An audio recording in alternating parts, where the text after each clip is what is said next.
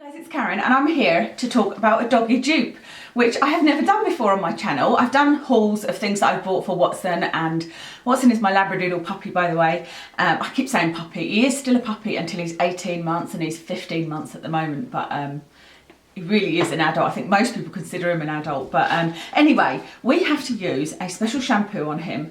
Firstly we got Malaseb, which is this one, and then we got this Clorexyderm in shampoo. This is just a spray, and the reason we have to use that shampoo is because he has an allergy to yeast, and yeast is something that dogs naturally have occurring in their skin, and he showed up for an allergy for it. Now we thought this was the answer to our prayers, because it's been a year-long journey to try and figure out why does he gnaws at his paws until they bleed. He drags his bum along the floor until it bleeds.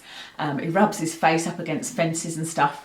He's had real itching problems, but we saw a specialist. He has some skin tests, and I think it was last year, sorry about that, that's my computer, we got given this Malaseb shampoo. And what you do with this, it's 2% chlorhexidine, and you wash them all over with it and you leave it on for 10 minutes. And that was the really hard bit, was to leave it on for 10 minutes, because what do you do while they're sitting in the bath? You know, he absolutely detests having a bath. So I've tried it all sorts of ways. One of the ways I've tried it is, what I do is I get a towel out, get a little bowl of water, and in the living room I just rub this with a little sponge, rub this into his paws, into his bum, around his face, and then sit and leave it for 10 minutes, and maybe do a little bit of training with him on the towel, and then take him to the shower and wash him through.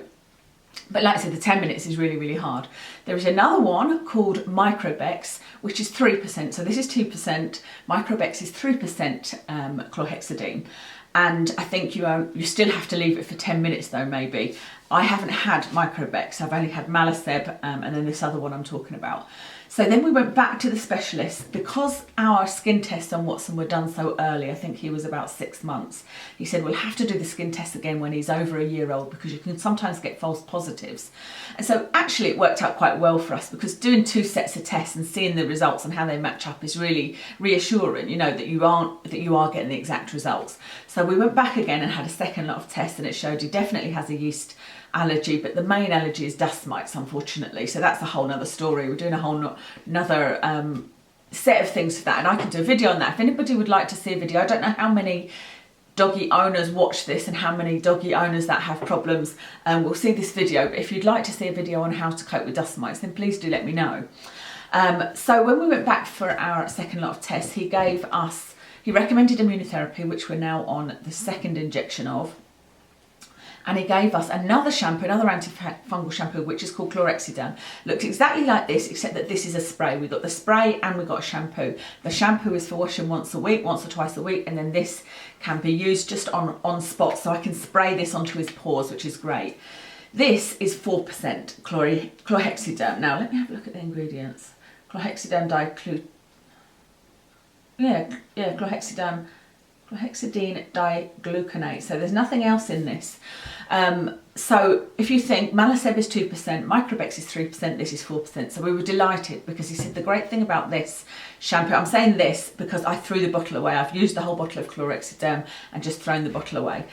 The problem with the Clorexyderm is that, no, not the problem. The benefit of the Clorexyderm is that you only have to leave it on 5 minutes. So whereby the other ones you have to leave on 10 minutes, this one you have to leave on 5 minutes.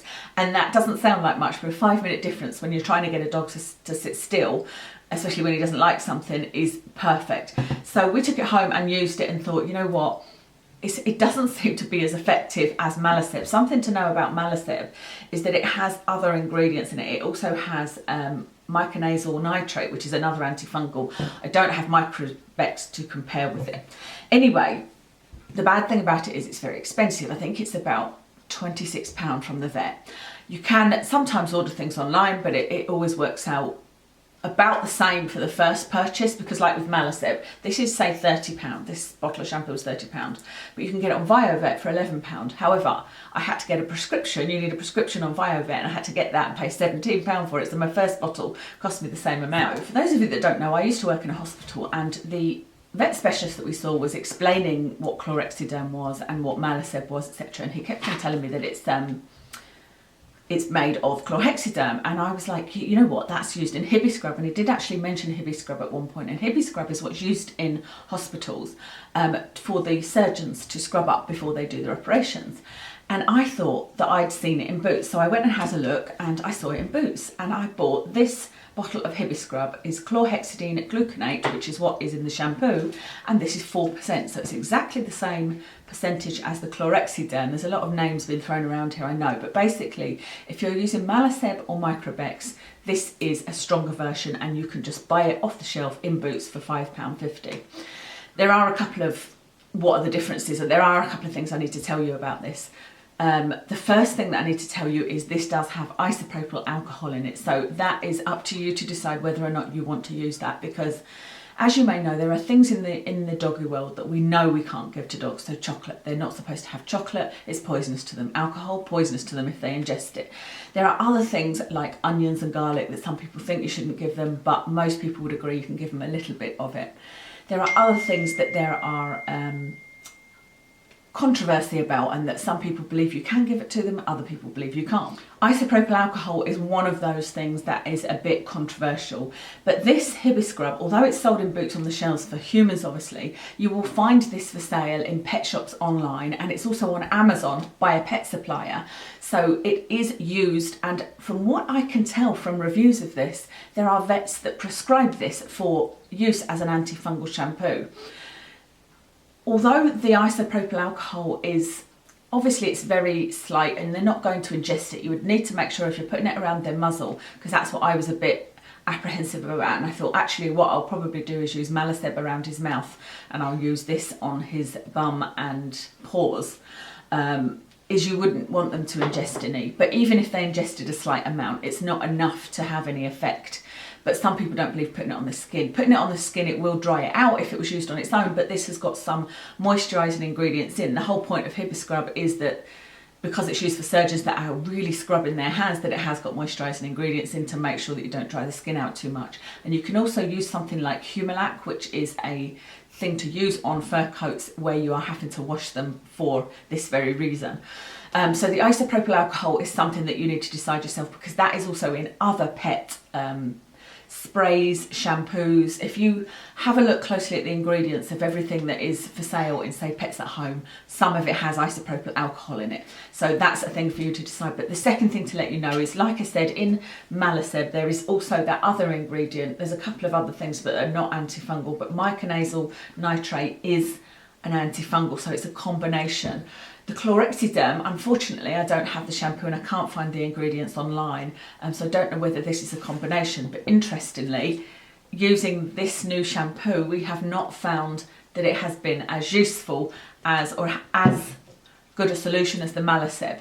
That could be his immunotherapy though, because his immunotherapy has made him itch very, very badly and it's upset his tummy. So it could just be a coincidence that the immunotherapy has made him bad as to why the Clorexyderm isn't working. Or it could be that because the Malaseb has that other ingredient, that his body reacts better to that other ingredient or to the mix of the two. I haven't yet tried him with the Hibiscrub, because I just bought it a few days ago, but I really just wanted to let you guys know what I found out. And actually thinking about it, maybe this isn't a dupe video, it's just to let you know what options there are for antifungal shampoos, because when we first started out, paying £30 for a bottle of shampoo was just ridiculous, and nobody told me about the alternatives. It took me a while and some friends recommending it that I was like, okay, I found it on Viovet, but oh, then I need a prescription, then the prescription cost me. This one is not available on Amazon. However, something else I found out is this Clorexyderm is also available on Amazon, and you don't need a prescription. So that's really interesting to me, because it's a stronger version of Malaseb, and yet you need a prescription for Malaseb and Microbex. Both of those things you need to have a vet prescription, but for this one, it doesn't seem you do. It's on Amazon, widely available. I wonder if that's because of the extra ingredients in Malaseb and Microbex. So it's something we'll be discussing with our specialist when we go back, and I'll be interested to see how this Hibiscrub works. But I thought the good thing about this is, if you have a dog that you haven't yet had any skin tests, because I get a lot of questions I'm on forums for doodles, and I get a lot of questions about paw itching and he's itching all the time, and what does anybody think it is? So many, like probably one a week. And this is something that you could try. I would recommend diluting this to start with. I've bought an empty pump bottle from Superdrug, about yay big, with a pump top, just like, I think it was for hand wash. So I'm going to put a little bit of this in and start off very diluted, just in case he has any kind of allergy to the isopropyl alcohol. But it's something that you could try if your dog is having itching problems. You could use this, use a weak solution of this, wash him all over, maybe avoid the muzzle, and see if that has any effect at all. And then that will give you an idea that he perhaps has a yeast allergy. Because this whole vet thing is very, very expensive, isn't it? See, since having a dog, I've realised what a benefit we have in the NHS. It's actually worked out that we've been to the vet now 29 times in the year that we've had, or 15 months that we've had our Watson. And some of those are because of incidents. So, you know, he swallowed a stone and that was an awful incident. He got an corn, I can't remember what you call it, but an ear of corn. Yeah, an ear of corn in his ear, pressing right against his eardrum. He needed an operation for that. So there has been a few things like that. He hurt his leg, he twisted funny and hurt his leg. There's been a few things like that, but most of our vet visits has been because of his upset tummy and because of his itching. So yeah, there's been a lot of vet visits and it's been very, very expensive because of course you've got insurance, but oftentimes it's not worth it because of the excess. You know, there's £100 excess. Anyway, that's a different subject. I hope that this has been helpful to people that are either already have the prescription and want a cheaper way of doing things, or those of you that are wondering if there's anything you can do without having to go to the vet.